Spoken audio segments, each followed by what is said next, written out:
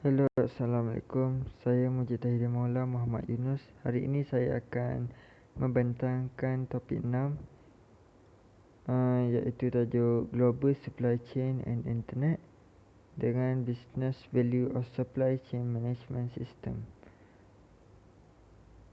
Okey, kita akan masuk kepada Global Supply Chain and Internet. Apa itu Global Supply Chain? Global Supply Chain adalah rantaian bekalan global, rangkaian yang dapat menjangkau beberapa benua dan negara untuk tujuan mendapatkan dan membekalkan barang dan perkhidmatan. Rantaian bekalan global melibatkan aliran maklumat, proses, sumber daya di seluruh dunia. Contohnya, kalau kat Malaysia kita ekspor minyak ke negara-negara yang memerlukan. Lepas tu kalau import pula, macam kita import beras daripada Thailand. Lepas tu barang-barang kereta daripada negara-negara luar. Okey. Global supply chain versus local supply chain. Okey, apa beza global supply chain dengan local supply chain? Okey, kita pergi kepada global dulu. Global supply chain adalah rantaian bekalan global yang menggunakan sumber negara, kos rendah dan merujuk kepada pemerolehan produk dan perkhidmatan dari negara-negara dengan kadar buruh yang lebih rendah dan kos pengeluaran yang lebih rendah daripada negara asal. Rangkaian bekalan global biasanya akan mengalir dari organisasi sendiri di negara asal sebagai pembeli di peringkat pembekal. Pembekal inilah yang akan berada di kawasan lain di dunia. Okey, kita lokal pula bermaksud rangkaian bekalan tempatan berusaha untuk mengoptimalkan pembekal yang merupakan wilayah organisasi tersendiri. Dalam beberapa keadaan organisasi ia akan berusaha memanfaatkan laluan pembekalan iaitu buatan sendiri. Jadi semua pembekal yang memasuki rantai bekalan akan berada di dalam negara di mana organisasi berasaskan atau rantaian bekalan dapat lebih dekat dengan organisasi dan bahkan berada dalam keadaan bandar daerah yang sama yang sering memberikan penglihatan yang lebih jelas dari keseluruhan rantaian bekalan dari bahan mentah hingga ke pengguna. Okey, global supply dengan local supply ni dia ada advantage dengan disadvantage dia tersendiri. Okey, kita pergi kepada advantage versus disadvantage, iaitu kelebihan dan kekurangan. Okey, advantage yang pertama adalah reduce cost price, iaitu harga kos yang kurang. Ia disebabkan kerana kos buruh dan operasi yang lebih rendah yang berkaitan dengan pengeluar produk. Okey, yang kedua adalah perkembangan pembekal. Seringkali ia ada kemungkinan untuk menyokong penawaran produk pakar yang membawa kepada dua, iaitu peluang untuk meningkatkan inovasi. Yang kedua adalah berkongsi kepakaran dan meningkatkan pasaran ataupun tenaga kerja baru. Okey, advantage yang ketiga adalah increasing competition, iaitu meningkatkan persaingan. Ia untuk membangunkan pembekal baru yang akan membuka akses ke laluan bekalan yang mahir. Okey, kita pergi kepada kekurangan.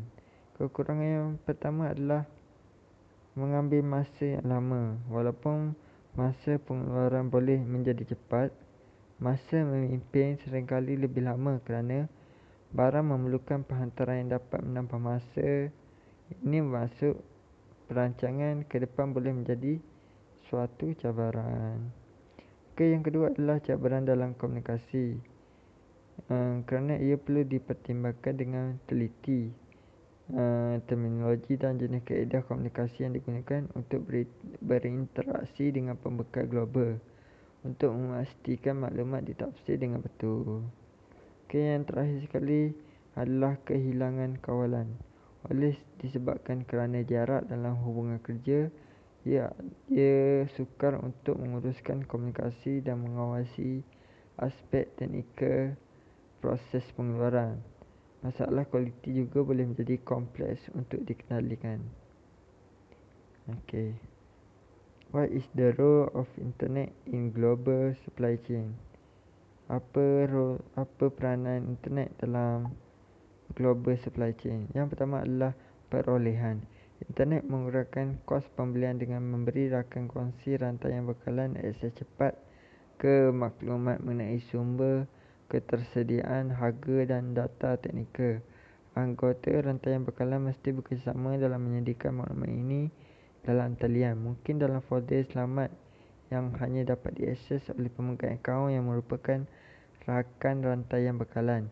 Setelah maklumat yang diperlukan untuk membuat pembelian tersedia dalam talian dari beberapa sumber, perolehan menjadi lebih cekap kerana sumber terbaik dapat dikenal pasti dengan lebih cepat. Walaupun harga sebenar yang dibayar tidak semestinya berkurang, kos transaksi pemerolehan lebih rendah. Okey, yang kedua adalah supply, iaitu bekalan. Dari sisi penawaran, peranan internet paling penting adalah meningkatkan saiz pasaran yang mudah akses. Pembekal yang menggunakan internet untuk memasarkan barang dan perkhidmatan dapat menjual di seluruh dunia. Dengan ketulusan internet yang lebih tinggi mengenai harga, pembekal telah kehilangan beberapa strategi yang membolehkan mereka menggunakan akaun pilihan dengan margin yang lebih tinggi. Keupayaan pembekal kompetitif untuk mencapai jumlah penjualan yang lebih besar mengimbangi kekurangan ini. Setelah pembekal menemui pelanggan, dia dapat keuntungan dari pengurangan kos transaksi yang sama seperti pembeli kerana menyelesaikan transaksi dengan lebih cepat dan lebih efisien.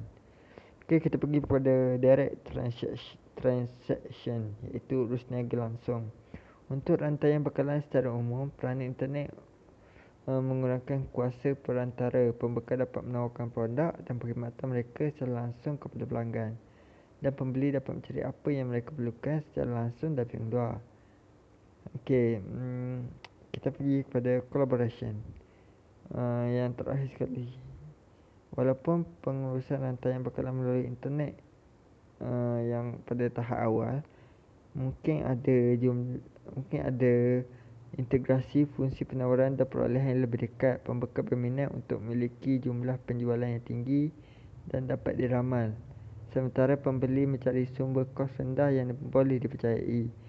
Syarikat dapat memenuhi kedua-dua tujuan dengan memberikan data mengenai pengeluar dan keperluan peroleh antara satu sama lain. So dia 50-50. So dia bagi dekat pembeli dia bagi advantage, dekat pengeluar pun dia bagi advantage. Okey, kita pergi kepada business value of supply chain management system. Okey, supply chain processes ada 5. Okey, banyak proses dan subproses terlibat dalam menguruskan rantaian bekalan untuk mempercepatkan aliran maklumat dan bahan ini. Majlis rantaian bekalan mengembangkan model rujukan operasi rangkaian bekalan, iaitu SCORE sebagai rujukan proses lintas industri yang mengurus rantaian bekalan. Okey, SCORE ni ada 5 proses rantaian bekalan yang utama. Yang pertama adalah merancang. Merancang adalah salah satu proses untuk menyeimbangkan permintaan dan penawaran agregat untuk mengembangkan tindakan untuk memenuhi keperluan sumber, pengeluaran dan pengiriman. Yang kedua adalah sumber, terdiri daripada proses yang mendapatkan barang dan perkhidmatan yang diperlukan untuk membuat produk atau perkhidmatan tertentu. Yang ketiga adalah make, buat, terdiri daripada proses yang mengubah produk menjadi keadaan siap untuk memenuhi permintaan yang dirancang atau sebaliknya. Okey, yang keempat adalah deliver, menyampaikan, adalah salah satu proses menyediakan barang dan perkhidmatan untuk memenuhi permintaan yang sebenar atau yang dirancang, termasuk pengurusan pesanan, pengurusan pengangkutan ataupun pengelolaan pengedaran. Return, yang seterusnya return ataupun kembalian. Ia adalah salah satu proses yang berkaitan dengan mengembalikan produk atau menerima produk yang dikembalikan disebabkan waranti ataupun barang yang dihantar tu rosak. Okey. Ini adalah perbezaan antara model push and pull. Kalau kita tengok di sini, untuk push base model, pengedar dia buat barang, terus dia edar kepada retailer, dia edar ke retailer, edar ke customer. Lepas tu yang sebelah kiri ni pembuat ni dia pergi ke pengedar, dan pembuat juga pergi kepada supplier. Untuk pull base model ni pula, pengedar yang tengah tu, pengedar distributor tu, dia ikut atas permintaan. Kalau macam customer, dia start pada customer. Ini kalau pull base model ni, dia berkait dengan permintaan customer. So customer dia minta kat retailer, retailer minta kat distributor. So distributor ni minta dekat pembuat. So pembuat ni akan buat, lepas tu dia baru supply untuk apa yang untuk mencapai permintaan. Okey, itu saja daripada saya. Sekian, terima kasih.